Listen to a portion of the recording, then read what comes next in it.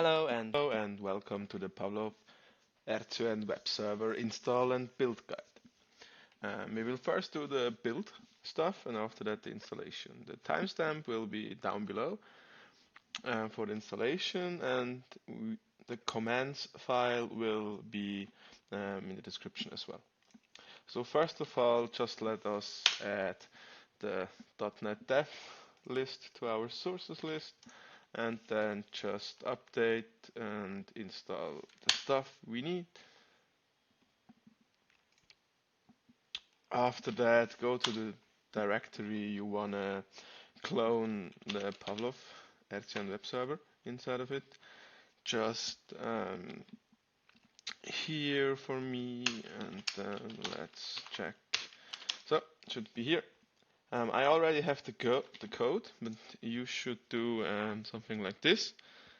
And after that, you see this directory will get created if you do this command. So do it in the parent directory.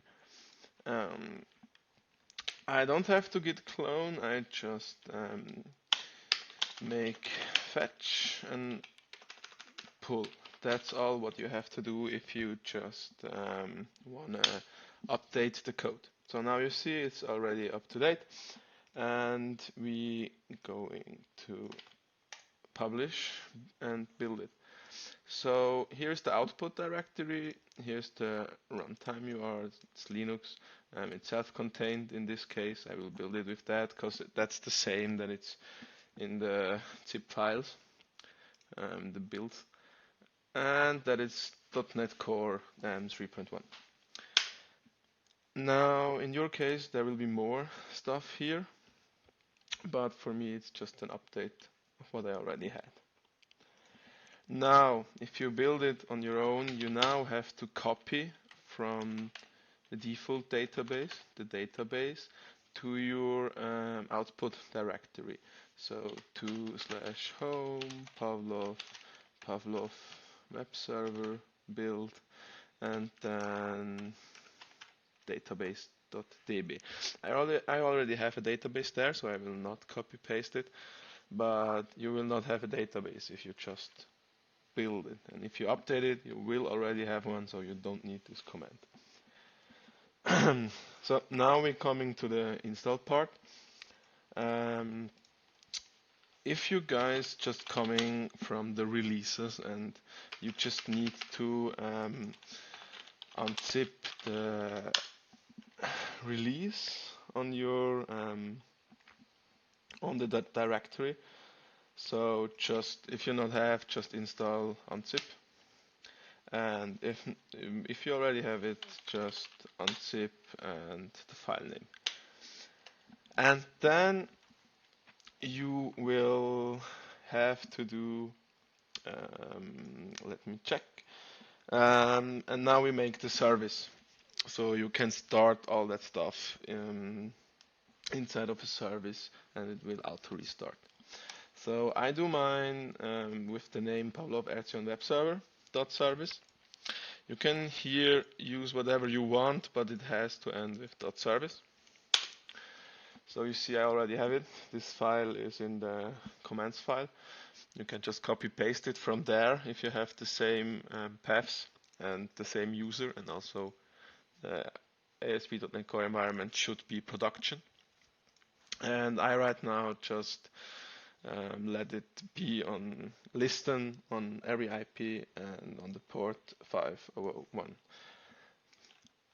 After you have that, you should then just enable the service you did with this command. That's not a problem, and start it.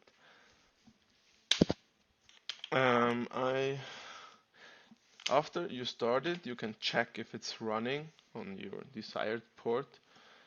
Just go to your IP and the port after that, and it should run fine. Now it runs on HTTP, and that means you should only work with it if you on localhost. So you should not have any traffic over the internet. But now we just will install Ngix as a proxy, and the first point you need for this is install ngx, and after that configure your site. So I will use the default site because I don't have anything else running there. So you need to have the port 80 open for the installation of the certbot after that. And I just redirected from HTTP to HTTPS on my server. So outside connection can come from port 80. The certbot will need this to run. So I am just make it over an URL. You have to have an A record on your domain that this is working. And you can just comment out everything else, just your server name, listen on port, and copy paste this one with the port that we decided before. And the rest down here will be done by the certbot. After that, save the file and restart as sudo as well.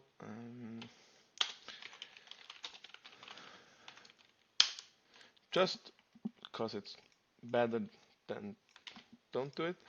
And after that, install certbot.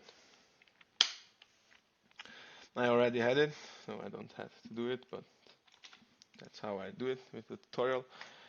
And after that, you can just register your new domain, and ngx will get seen by the certbot and will get registered because of that flag. And just be sure to have a connection on the HTTP port open as well, so they will see something. Otherwise, they will reject your registration. And if this is working fine, I will not do it now because I already have done that. You can check the certbot configuration if you just go to the cron tab of it. Here you will see it's fine. It will just get renewed, and you also can check again your ngx configuration if everything is how it should be. Like on my side here, you can see that stuff should be done. After the last check, now we can see if we can directly connect to the server. On my side, it already worked, and it seems to work fine. And I hope you like the software and you could install it easily. Have a nice evening. Bye.